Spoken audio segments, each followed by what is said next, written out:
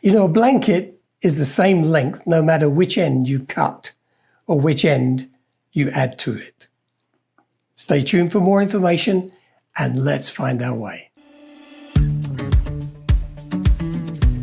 There are various accounts about when and why we change our clocks for summer and winter.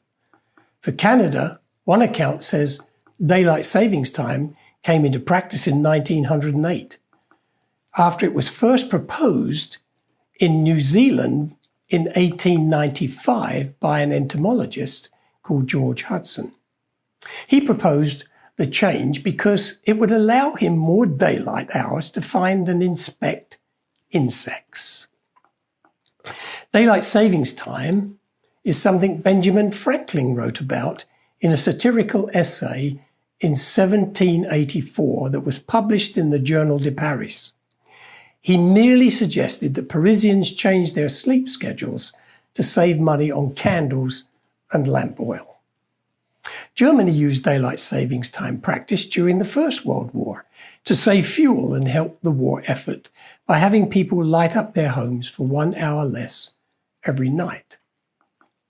With the Second World War over, the UK returned to daylight saving time, except between 1986 and 1971, when the clocks went forward but were not put back. It was an experiment that was discontinued, as it was found impossible to assess the advantages and disadvantages of British summertime. More than 70 countries implement daylight savings time every year, which means many countries, some US states and Canadian provinces, do not. So what good does it really do? Who really understands why we engage in this annual ritual of adding and taking away an hour of time? We still have 24 hours in a day.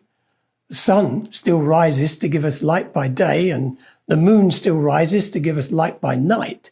Shops and businesses still run for the same number of hours, and so on. But perhaps it could be summed up with this story. A Native American Indian elder of the Cherokee Nation, baffled by the white man's habit of messing around with clocks, once asked, what sort of person thinks that by cutting a foot off one end of a blanket and then sewing it onto the other end, they get a longer blanket? We're often guilty of using terms like, I need to save time. I need some more time. But unfortunately, there is no savings. There's no savings account for time. It doesn't stop ticking away. The tide ebbs and flows at the right time. Dawn and dusk come at the right time.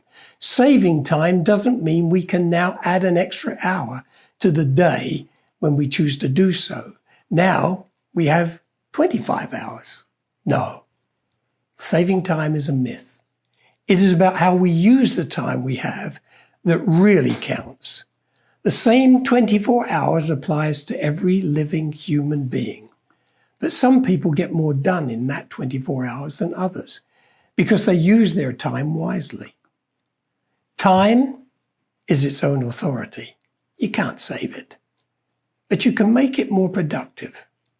There's a great chapter in the book of Ecclesiastes, chapter 3.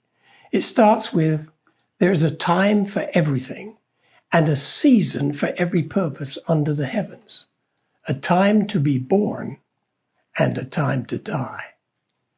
The primary purpose for your time here on earth and my time here on earth is to find our way into relationship with Jesus Christ, to be forgiven for our sin and begin to serve him until our appointed time ends. The Bible says it is appointed unto man once to die.